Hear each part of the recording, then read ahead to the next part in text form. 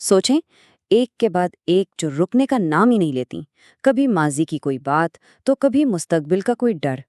अगर जहन भी एक ऐसी ट्रेन की तरह है जो कभी स्टेशन पर नहीं रुकती, तो ये तज्जिया बहुत काम का हो सकता है।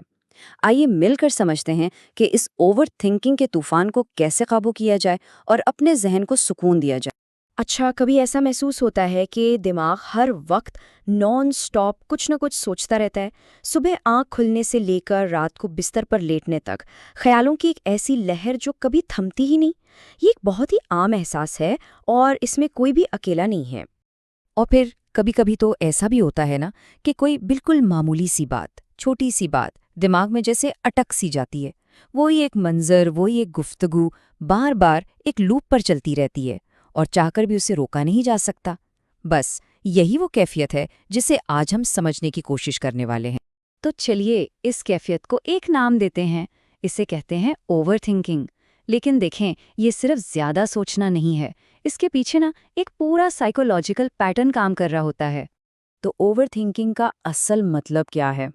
इसका मतलब है किसी एक ख्याल पर इस हद तक सोचना कि वो इंसान की सारी एनर्जी ही खत्म कर दे, दिल में एक अजीब सी बेचैनी भर दे, और सबसे बुरा, आखिर में कुछ करने से, एक्शन लेने से ही रोक दे। ये बिल्कुल एक ज़हनी जाल जैसा है, जहाँ से निकलना वाकई मुश्किल लगता है। लेकिन सवाल तो ये है कि आखिर हमारा दिमाग ऐसा करता ही क्यों है? ये जो सोचों का तूफान है, इसकी जड़ें कहाँ हैं? क्योंकि देखें, अगर हम इन वजूहात को समझ लेना, तो फिर इस मसले को हल करना कहीं ज़्यादा आसान हो जाएगा। सबसे पहली और शायद सबसे बड़ी वजह है एंग्जाइटी, यानी गहरी बेचैनी। जब हम अंदर से गैर महफूज महसूस करते हैं तो हमारा दिमाग एक गार्ड की तरह, एक मुहाफिज की तरह हर मुमकिना खतरे का हिसाब लगाने लगता है। मगर मसला ये है कि यही हिफाजती निज़ाम उल्टा हमें थकाकर बिल्कुल बेबस कर देता है। दूसरी वजह हो सकती है माजी के तकलीफ दे तजर्बात, यानी पास्ट ट्रॉमा। अक्सर ऐसा होता है कि जिन लोगों ने माजी में कोई गहरी तकलीफ या नाकामी देखी हो, वो मुस्तकबिल से डरने लगते हैं, और फिर उनका दिमाग हर वक्त इस कोशिश में लगा रहता है कि किसी तरह वो तकलीफ दोबारा ना मिले। तीसरी वजह, हर चीज़ पर कंट्रोल पाने की शिद्दत की ख्वाहिश। जब हम चाहते हैं ना कि कुछ भी, बिल्कुल भी गलत ना हो और हर नतीजा ऐन हमारी मर्जी का हो, तो दिमाग क्या करता है? वो एक फिल्म की तरह हर मुमकिना सिनेरियो को बार बार चलाता है। अगर ये हुआ तो क्या, अगर वो हुआ तो क्या। बस यही जो परफेक्शन की ख्वाहिश है ना, ये जहन को कभी आराम नहीं करने देती। और चौथी वजह है लो सेल्फ कॉन्फिडेंस, यानी खुद एतमादी की कमी। जब इंसान को अपने ऊपर और अपने फैसलों पर यकीन ना हो, तो फिर क्या होता है? हर छोटा बड़ा फैसला एक पहाड़ जैसा लगने लगता है। दिमाग बार बार तज्जिया करता रहता है कि कहीं ये फैसला गलत ना हो जाए, कहीं कुछ बुरा ना हो जाए। तो जब ज़हन इस चक्कर में फंस जाता है, तो उसकी कीमत क्या चुकानी पड़ती है? और ये सिर्फ ज़हनी थकावट नहीं है, ये इससे कहीं ज़्यादा है। इसके असरात हमारी पूरी ज़िंदगी पर पड़ते हैं। सबसे पहला हमला तो होता है नींद पर। रातों का सुकून जैसे छिन जाता है। फिर ज़हनी सुकून ख़त्म हो जाता है।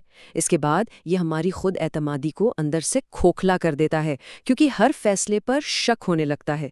और आखिरकार ये हमें एक्शन लेने से ही रोक देता है। हम बस सोचों में कैद होकर रह जाते हैं।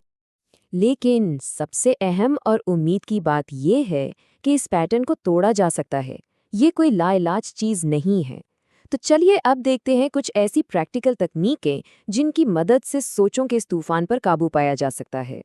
तो यहाँ हम 4 पावरफुल मेंटल टूल्स पर नज़र डालते हैं जो कंट्रोल वापस दिला सकते हैं। नंबर 1, एक फौरी ब्रेक लगाने की टेक्निक। नंबर 2, अपने ख्यालात को दिमाग से निकालकर कागज़ पर उतारना।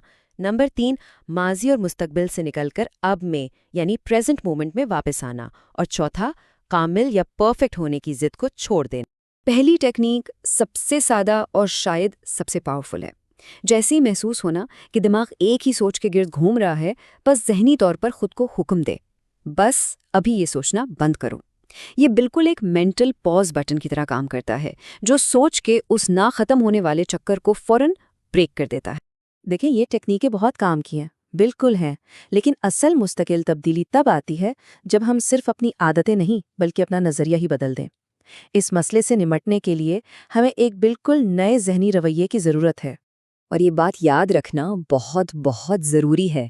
حد سے زیادہ سوچنا کوئی کمزوری نہیں ہے، یہ شخصیت کا کوئی مستقل حصہ نہیں ہے، بلکہ یہ ایک سیکھا ہوا ذہنی پیٹرن ہے، ایک عادت ہے۔ اور جیسا کہ کہتے ہیں جس طرح کوئی عادت سیکھی جا سکتی ہے نا، بالکل اسی طرح اسے بدلا بھی جا سکتا ہے۔ تو پھر اس پیٹرن کو بدلنے کے لیے پہلا قدم کیا ہوگا؟